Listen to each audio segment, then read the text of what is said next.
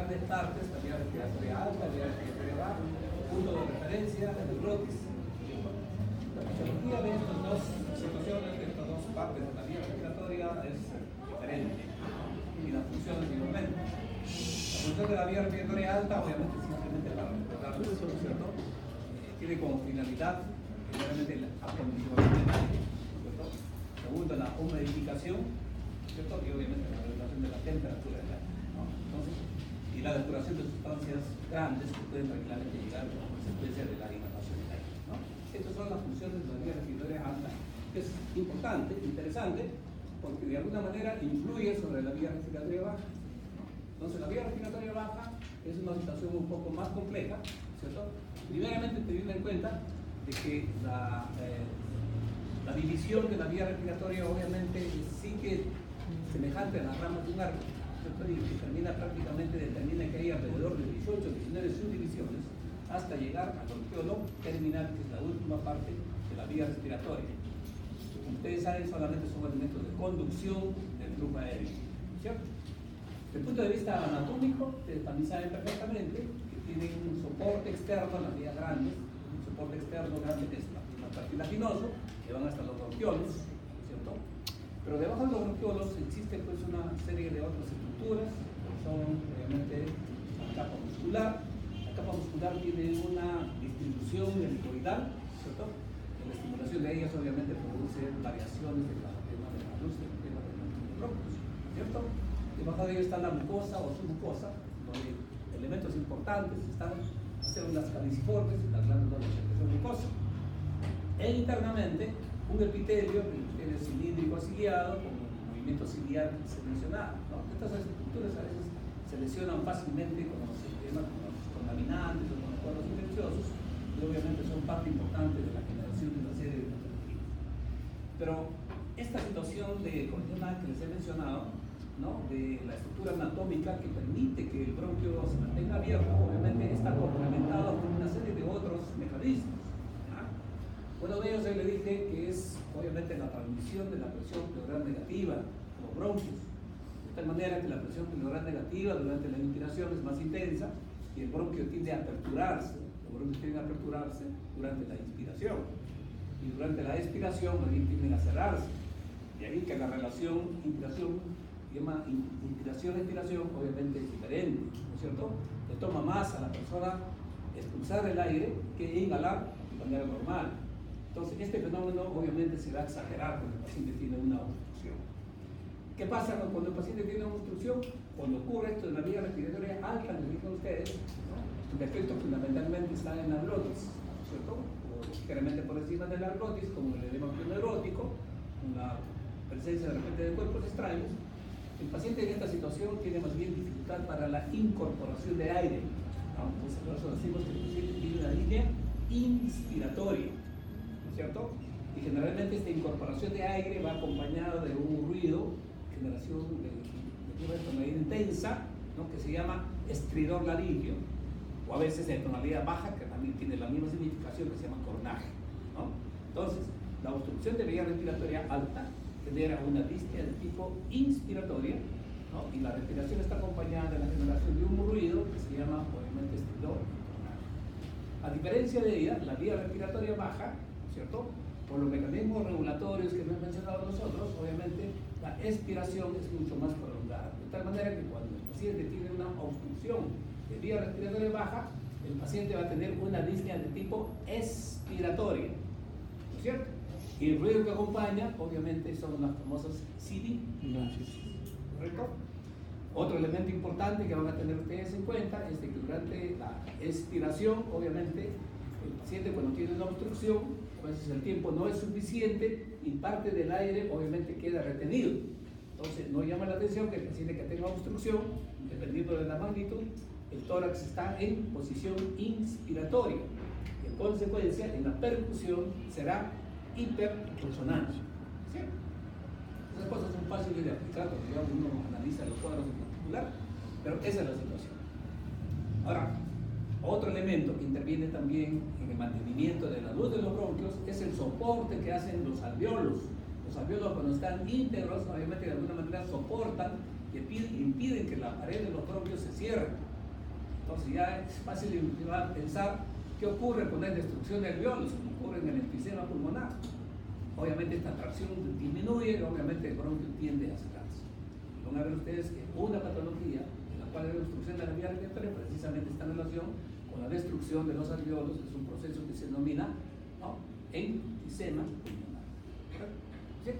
Ahora, para complicar la situación, es que la musculatura respiratoria fundamentalmente está en movimiento, ¿cierto?, en relación a la respuesta de estimulaciones de terminaciones nerviosas y la regulación o el equilibrio que existe entre la estimulación simpática y parasimpática. ¿Cierto? Saben perfectamente que la estimulación simpática obviamente tienen dos receptores fundamentalmente, receptores alfa y receptores beta. ¿Cierto? Entonces, la estimulación de receptores alfa produce broncoconstricción. ¿Ya? La estimulación de los receptores beta produce broncodilatación. ¿Correcto? Y esto hay que tener en cuenta, porque desde el punto de vista farmacológico nosotros tenemos medicamentos que pueden estimular o pueden inhibir el efecto beta. Entonces, obviamente se les puede preguntar a ustedes, un paciente de repente que recibe un estimulante beta, un asmático que recibe un estimulante beta, ¿qué esperan ustedes? Que el paciente obviamente haga una crisis asmática, porque están estimulando un receptor, obviamente que produce broncoconstricción. ¿Correcto? Y de los receptores alfa y beta, obviamente, son dependientes de la estimulación simpática. Pero también tenemos la estimulación parasimpática. La estimulación parasimpática, que está mediada por la acetilcolina, ¿no?, va a producir una broncoconstricción. ¿Ya? Y nosotros en el arsenal farmacológico tenemos inhibidores, ¿no?, de la acetilcolina, ¿no? En consecuencia, si yo doy a un paciente un inhibidor de la acetilcolina, voy a producir broncodilatación. Si doy un estimulante parasimpático, más bien voy a producir broncoconstricción. Así que no se confundan en las preguntas del examen. ¿Ya? Entonces, una cosa es estimular y otra cosa es bloquear. ¿Correcto? Entonces, por ejemplo, los beta bloqueadores, que conocen ustedes, bloquean obviamente el efecto beta.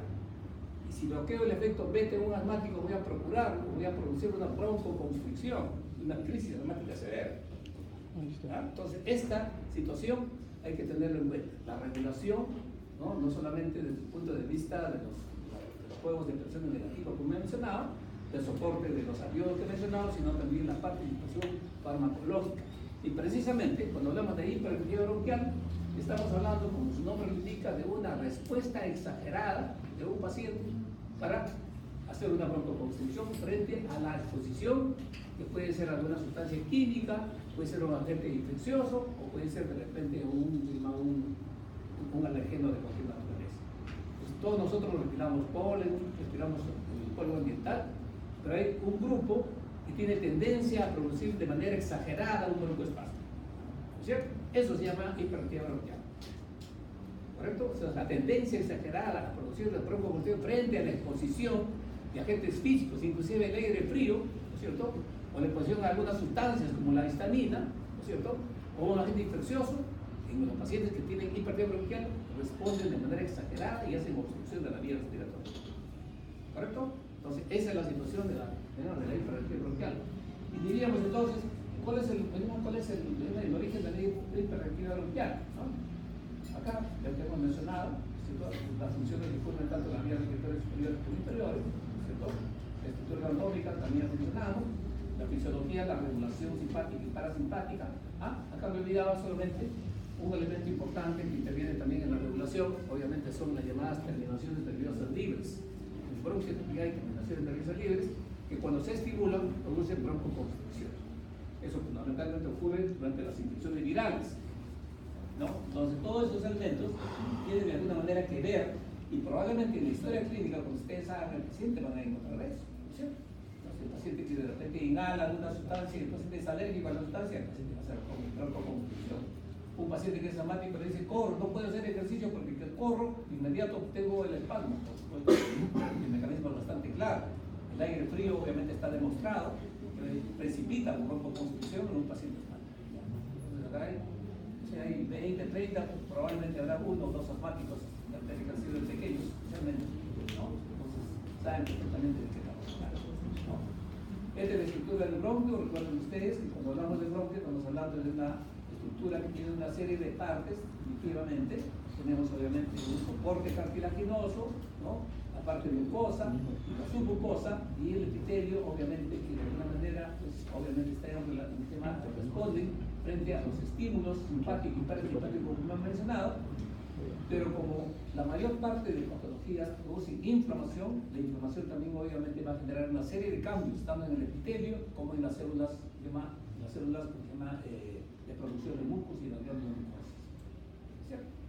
Esta es la hipertrofia bronquial, entonces ya lo mencionamos, ¿cierto? Entonces la respuesta exagerada de la vía respiratoria frente a la exposición de diversos estímulos que pueden ser físicos, como el aire frío, pueden ser químicos como histamina, biológicos, sustancias que producen alergia, definitivamente, todos ellos obviamente tienen como un común denominador que causa inflamación, ¿cierto? Y nosotros podemos evaluar precisamente esta hiperactividad bronquial exponiendo precisamente a estos pacientes a diversos estímulos. Y vamos a ver que los que tienen hiperactividad bronquial no responden pues con broncoespasmo, ¿cierto? Que lo hacen los que tienen este fenómeno presente. Ahora, ¿a qué se debe hiperactividad bronquial? Entonces, las teorías no están bastante claras. Uno dice que la hiperactividad bronquial se genera como consecuencia de infecciones previas en la infancia, que se generan, obviamente, pero eso no está completamente declarado. Puede ser, puede ocurrir, pero en otras circunstancias da la impresión de que es un desorden genético, es el condicionamiento que tiene una persona para poder hacer broncoespasmo frente a determinada situación. En esa situación, probablemente haya un predominio alfa en la respuesta bronquial o una disminución de la actividad beta, precisamente, pero como un rasgo de tipo personal, un rasgo de tipo familiar, obviamente, ¿no? ¿Qué cuadros están asociados con hiperactividad bronquial? Hay cuadros agudos, cuadros crónicos. Los cuadros agudos tienen ustedes la bronquitis aguda, broncoespástica, ¿cierto? Tienen ustedes ya patologías no muy frecuentes, como ocurre la bronquiolitis aguda. Tengan en cuenta que la bronquiolitis aguda se presenta principalmente en los niños menores de 2 años, 1 año, ¿cierto? Entonces, bronquiolitis ya hace problema tipo obstructivo. En estos pacientes a veces es difícil hacer el diagnóstico de asma bronquial.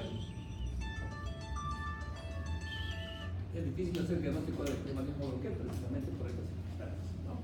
Entonces, generalmente el paciente que hace asma bronquial en los primeros años de vida, generalmente para que sea en asma bronquial debe ser por lo menos en la edad preescolar, ¿no? Preescolar o escolar, definitivamente. Pero un niño que tenga pues realmente un mes, 2 meses, definitivamente no es posible hacerla,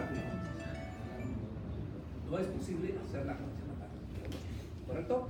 Entonces, la bronquitis aguda broncoespástica puede ser una de las posibilidades. La injuria por inhalación, obviamente, especialmente la inhalación de biomasa, que es bastante frecuente en nuestro medio todavía, por las características sociales de nuestra población, donde están dentro de las formas agudas, definitivamente. Me permiten mandarle ¿Aló?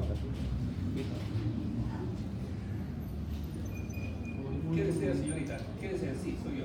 ¿Qué desea?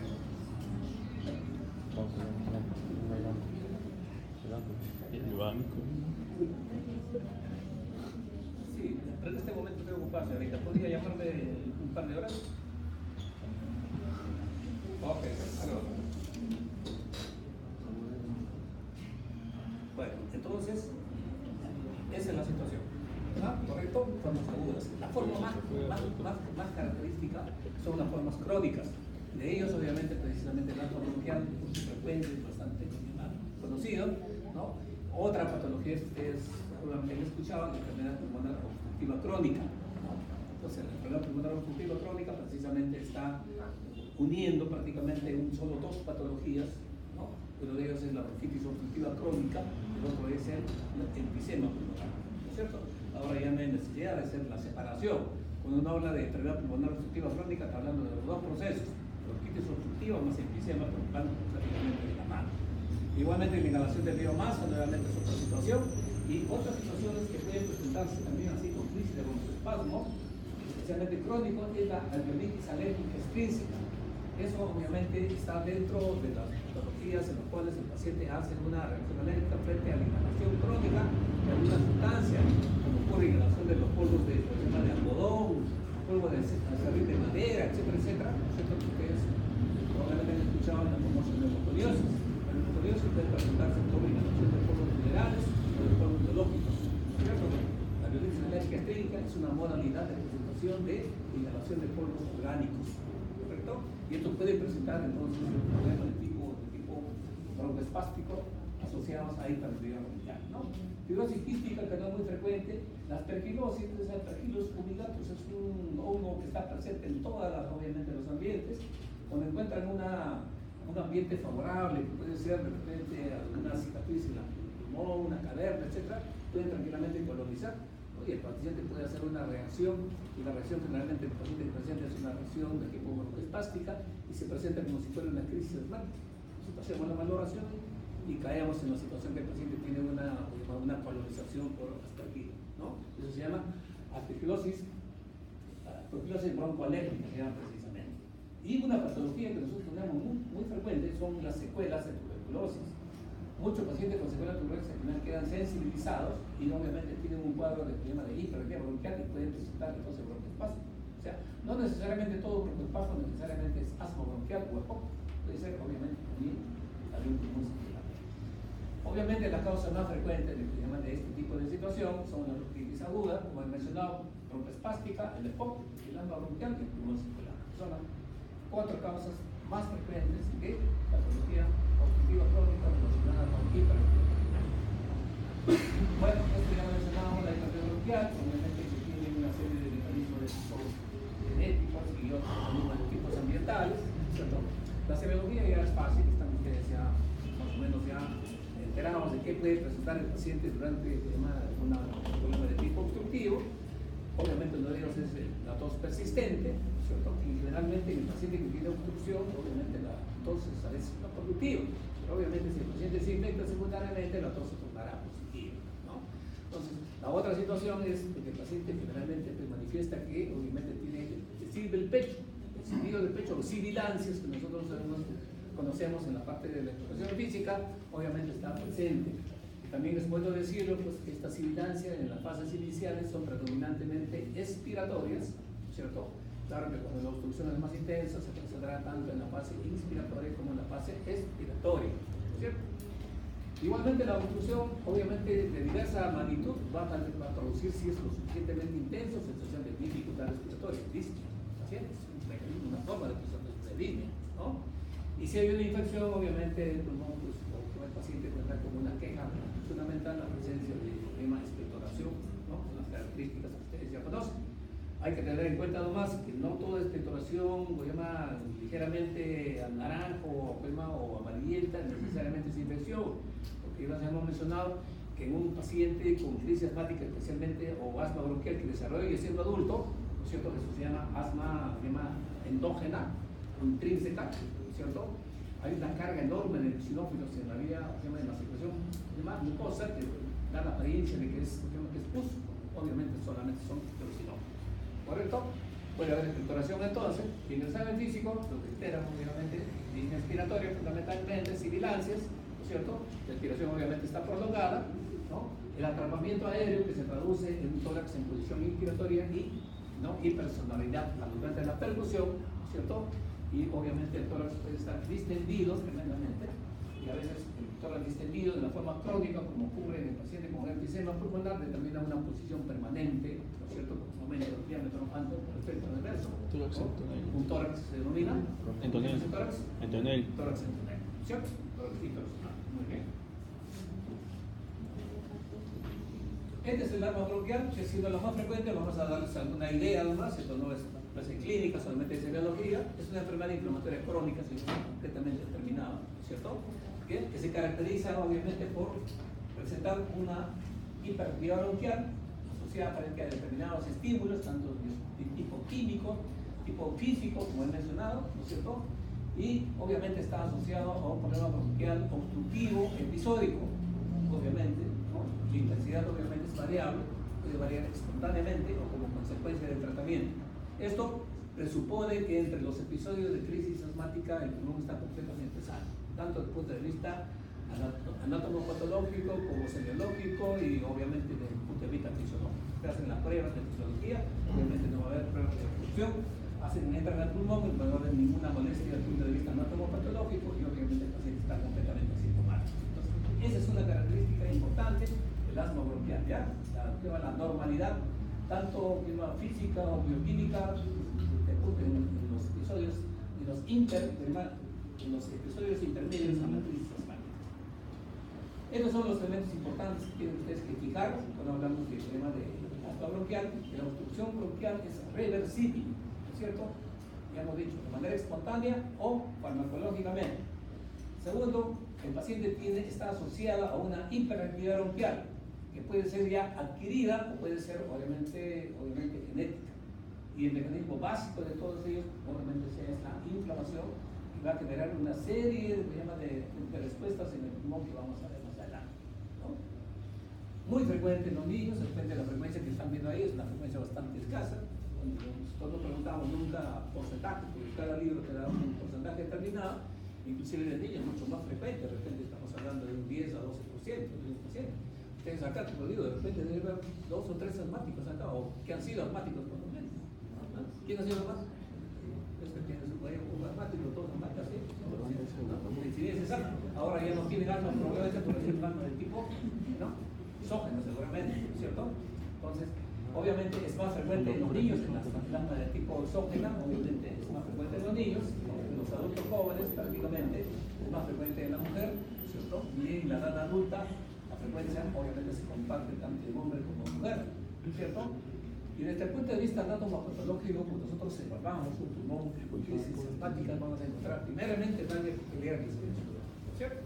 Entonces, como es un mecanismo inflamatorio desencadenado por cualquier vía que hemos mencionado, va a producir daño en el epitelio bronquial, ¿cierto? Como consecuencia de eso, obviamente, va a haber una infiltración por células, obviamente. En el caso de los adultos, obviamente, fundamentalmente sinófilos, pero también hay linfocitos, leucocitos, monocitos, etc., ¿cierto? Como consecuencia del problema de tipo inflamatorio, ¿no? Y la respuesta precisamente frente a diversos tipos de estímulos va a haber un incremento del grosor de la membrana basal, ¿no es cierto? Va a haber una hipertrofia del músculo liso bronquial definitivamente, y también las glándulas, células caliciformes van a estar obviamente incrementadas en tamaño y por supuesto con producción de secreción, ¿cierto? Las células que hemos mencionado, no solamente sinófilos, esto es de repente más importante en el adulto, obviamente se ha mencionado, pero también obviamente hay una serie de otras células, y por supuesto esto va a originar una serie de productos como consecuencia de su ruptura, ¿no es cierto?, que van a lesionar más el tejido definitivamente, ¿no? Estas infiltraciones y la presencia de los mediadores que se desprenden de las células obviamente a producir un aumento de una serie de mecanismos, va a producir fenómenos quimotácticos para atraer mayor cantidad de células, ¿cierto? Y obviamente se va a producir pues, un cuadro de tipo inflamatorio característico, ¿cierto? Otro elemento y célula fundamentalmente que van a encontrar ustedes son los mastocitos, ¿cierto? Y recuerden ustedes que los mastocitos obviamente están liberando una cantidad tremenda de mediadores químicos, y van a ver ustedes cómo se producen, ¿cierto? Estos son un ejemplo de la vía, un paciente que tiene pues, una vía que no está en un periodo de crisis asmática, depende del periodo intercrítico, ¿cierto? El paciente empieza a hacer un episodio de broncoespasmo, hay broncoconstricción, los túbulos tienden a cerrarse y la vía tiende a acostarse, obviamente, pero todavía de repente no tiene repercusión en el aire, todavía puede eliminar. Ya en una crisis severa, ¿cierto? No solamente se va a producir una mayor alteración del flujo, sino obviamente va a ocurrir lo que se llama atrapamiento aéreo y los pulmones obviamente están hiperrestrictivos. Quiero que fijen ustedes acá, y esto va a ser de repente motivo de pregunta, 3 elementos fundamentales que determinan, ¿cierto?, la constitución de las vías respiratorias. Uno de ellos, la parte muscular, broncoconstricción, que llama por contracción de los músculos lisos, ¿cierto? Segundo, edema de la mucosa. Y tercero, hipersecreción. ¿Ya? Esos son los 3 elementos que intervienen en la obstrucción del flujo aéreo en el paciente, ¿no? Cualquiera que sea. Acá en el asma, obviamente, de manera reversible, y los otros cuadros, obviamente, de manera permanente. En cuanto a los tipos, hemos mencionado ya, hay 2 tipos fundamentales de asma bronquial. Uno de ellos es, obviamente, llamada el asma alérgica extrínseca, ¿no?, que hace alusión a que el proceso es desencadenado por la inhalación de alergenos externos. Esa es característica del asma de los niños, ¿no? Entonces, en estos pacientitos, obviamente, la historia clínica va a ser muy notoria, que el paciente puede tener pues, una respuesta clara frente a inhalación de determinado tipo de alergenos, que puede ser inclusive no solamente inhalatorio, sino de repente con los alimentos, ¿cierto? Estos niños tienen tendencia a producir tienen una respuesta exagerada en el organismo a producir inmunoglobulina E. Ustedes hacen la determinación de inmunoglobulina E, va a estar tremendamente incrementada, ¿cierto? Entonces, y la otra situación es que estos pacientitos comparten cuadros que llaman esta tendencia de hiperproducción de inmunoglobulina, comparten a veces con los familiares. Entonces, los familiares pueden tener no necesariamente asma, pero pueden tener rinitis alérgica o pueden tener hepatitis alérgica, ¿no? Entonces, este cuadro se denomina precisamente, se llama atopía. La atopía sí es un rasgo de tipo genético, personal. Pues, si iba a tener un hermanito genético que es más asmático, probablemente tenga otro hermanito que tenga de repente rinitis alérgica o que tenga de repente alergia en la piel, ¿no? Y cuando se hacen test cutáneos para ver lo que se llama respuestas a alergenos, obviamente los test cutáneos van a ser positivos, ¿cierto? La suerte de estos pacientitos es de que, predominando en la infancia, ¿no es cierto? Bueno, la causa es alérgica, ¿no es cierto? La intensidad obviamente es variable, a veces es fácilmente controlable, se llama un asma benigna en última instancia, y tiene un buen pronóstico, como cuando los chicos comienzan a tener, ya entrando a la pubertad o prepubertad, las crisis asmáticas prácticamente desaparecen y en la adultez prácticamente ya no hay nada. Algunos pueden persistir todavía, pero la gran mayoría obviamente desaparece por maduración de su sistema inmune. Lo que no se puede decir del asma endógena, en donde obviamente no hay una relación clara con alergenos externos, obviamente estos pacientes no tienen aumento de producción de inmunoglobulina E, tampoco tienen atopía, por supuesto, obviamente los familiares pueden ser completamente sanos y este es el único paciente. Las crisis asmáticas son más intensas, más frecuentes, estos pacientes más persistentes, ¿no es cierto? Obviamente tienen ustedes, que presentan ustedes crisis asmáticas de diversa naturaleza y que generalmente están desencadenados más por problemas de tipo inflamatorio. Hacen un resfrío, hacen una virosis, el paciente hace una situación de broncoespasmo bastante más importante y el pronóstico obviamente es mayor. Un paciente que empieza con una bronquial tardía, obviamente es probablemente que lo va a decir durante toda su vida, ¿no es cierto?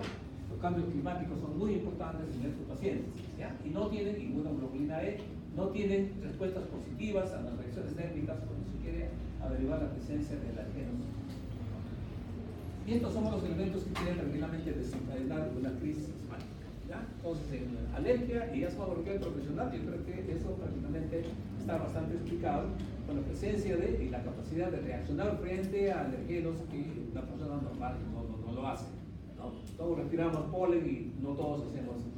Quien hace asma bronquial tiene esa predisposición, eso se llama atopía definitivamente. El ejercicio ya lo he mencionado, el ejercicio cuando se hace y se hiperventiva, obviamente lo que se hace es el paciente a veces inhala aire frío, ¿no es cierto? Y el aire frío está determinado ya, es el elemento que fundamentalmente produce estimulación de las terminaciones nerviosas libres de la vía respiratoria y produce broncoespasmo. Esto se demuestra porque cuando se hace inhalar al paciente aire caliente y humedecido, no se produce broncoespasmo, ¿no? Entonces es una respuesta clara, ¿no es cierto?, de que este paciente tiene hipertrofia bronquial, obviamente precipitado por el frío. Igualmente influyen pues, las emociones, las crisis emocionales, tranquilamente pueden presentarse, y las infecciones respiratorias obviamente también pueden presentarse. Ya les mencioné la posibilidad de algunos fármacos que pueden precipitar definitivamente, ¿no es cierto? Acá hay que tener en cuenta que hay algunas mujeres que hacen obviamente ese gasto bronquial asociado a pólipos nasales. Estas personas tienen muchísima tendencia a hacer broncoespasmo cuando se exponen a antiinflamatorios, a AINES. Acetilsalicílico, obviamente el paciente no puede tomar una aspirina porque el paciente hace un broncoespasmo. Generalmente son mujeres maduras y con pólipos nasales. Eso tienen hipersensibilidad a los antiinflamatorios. Simplemente por una alteración bioquímica, simplemente, ¿no? Entonces los antiinflamatorios obviamente derivan, ¿no es cierto?, en la síntesis del ácido araquidónico a leucotrienos, y los leucotrienos obviamente son broncoconstrictores, entonces obviamente está bastante complicado.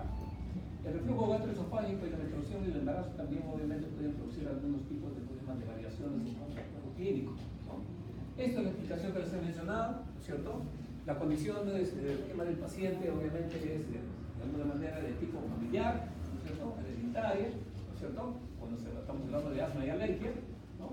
Y la situación radica en la producción excesiva de inmunoglobulina E frente a algunas sustancias que son los llamados, ¿no?, alergenos, ¿no? Y esto se llama atopía, ¿no? Y inclusive este defecto ya ha sido ubicado, es un defecto que está en el cromosoma 11, ¿no es cierto?, que determina precisamente esta hiperreactividad, ¿no es cierto?, de las células beta para producir obviamente inmunoglobulina y otros mediadores químicos, ¿no? Entonces la liberación de la inmunoglobulina E obviamente va a activar una serie de sustancias, ¿no?, o va a producir una reacción antígena del cuerpo y va a producir la liberación de una serie de mediadores químicos, ¿no?, que va a determinar estimulación del músculo liso, edema y obviamente hipersecreción, ¿no? Entonces hay que tener en cuenta esto último que les he mencionado, que la atopía y la hiperreactividad bronquial pueden heredarse de manera independiente, separada, no todos necesariamente tienen las dos cosas. Este es el que se llama en los mecanismos previos, ¿cierto? Cuando un paciente recién se expone, obviamente, ¿no?, alergenos, obviamente, se va a producir una respuesta exagerada, ¿cierto?, ¿no? Se va a producir inmunoglobulina E, inmunoglobulina E. Esta inmunoglobulina E se va a fijar a las células en las células mastocitos, ¿no es cierto?, frente a una segunda exposición, ¿no es cierto?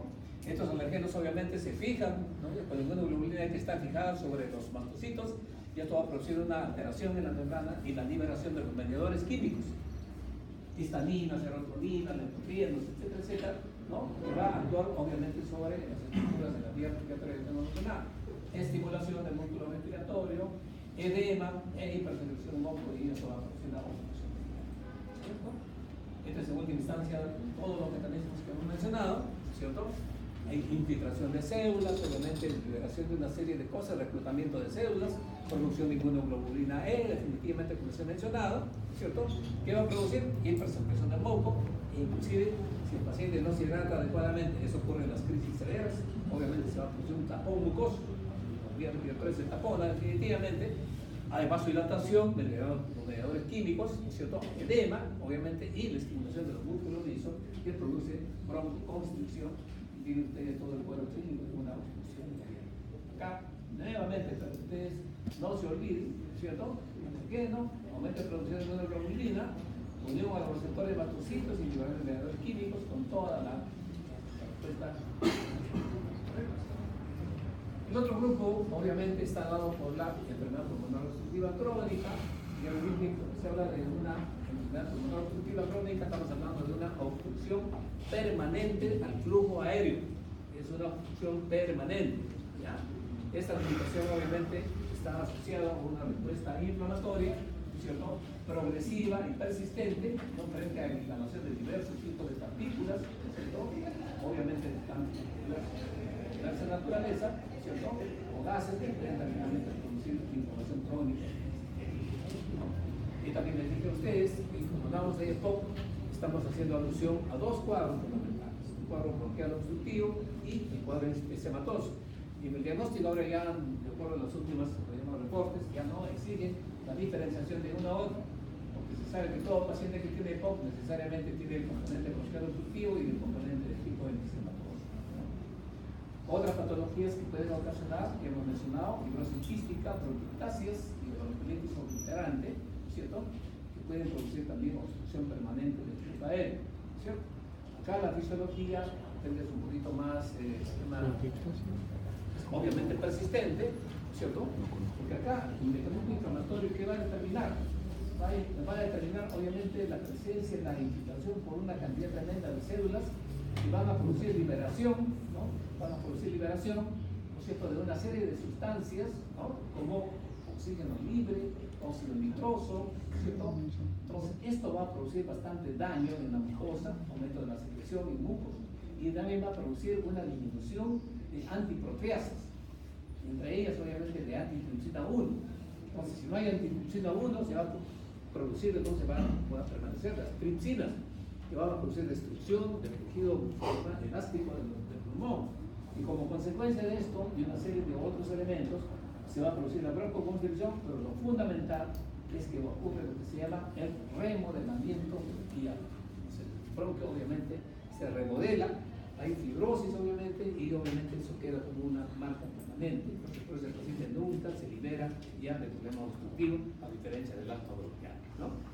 El enfisema pulmonar, ustedes lo conocen, obviamente, es un diagnóstico como patológico, consiste en la alteración en la ruptura de las paredes alveolares.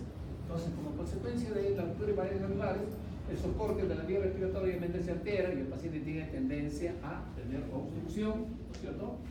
Esto va a acompañarse de cambios instructivos de los alveolos entonces, y en consecuencia de un tipo obstructivo, ¿no es cierto? ¿Qué van a encontrar ustedes en el síndrome enfisемatoso? La respiración, obviamente, dice con labios cerrados. Hay dos tipos, dos patrones que les voy a enseñar más adelante. Uno de ellos, el paciente respira como soplando, el paciente está rosado, pues se llama el soplador rosado, y obviamente por aumento de diámetro posterior del tórax, como consecuencia del atrapamiento aéreo, y fundamentalmente no sirve el atrapamiento aéreo, sino el enfisema por obviamente ruptura de los septos alveolares. A la percusión obviamente van a encontrar ustedes hipersonoridad y la abultación, la respiración prolongada de las sibilancias. Estos son los patrones clásicos clínicos que van a encontrar ustedes. El soplador rosado, pues el tipo A, corresponde más al enfisema puro, o predominante, mejor dicho. Tiene disnea severa, tiene poca tos, poca expectoración, el paciente es generalmente delgado, ¿cierto? Y el paciente tiene pues, obviamente un tórax insuflado, ¿cierto? A diferencia de eso, tienen el otro, ustedes el abotagado azul, que corresponde más al paciente bronquítico crónico, obstructivo. El paciente es gordito, con sobrepeso, cianótico, y tiene obviamente edemas y intolerancia. Eso es el patrón tipo B, ¿no es cierto? También el normal del abotagado azul, ¿correcto? Y finalmente, ¿cierto? Vean ustedes que el problema de infarto bronquial es frecuente, solamente hay que buscarlo. La causa más común, obviamente, son la representación aguda, la bronquitis aguda broncoespástica. La causa más frecuente crónica es el que hemos mencionado, ¿no es cierto? La asma bronquial, la enfermedad pulmonar obstructiva crónica, ¿no es cierto? En nuestro medio hay que tener cuidado con pulmones secuela tuberculosis, ¿no es cierto? Y las inhalaciones a biomasa y otros productos que pueden originar este tipo de situaciones. Muy bien, esta es la información que te quería dar. ¿Tienen alguna pregunta?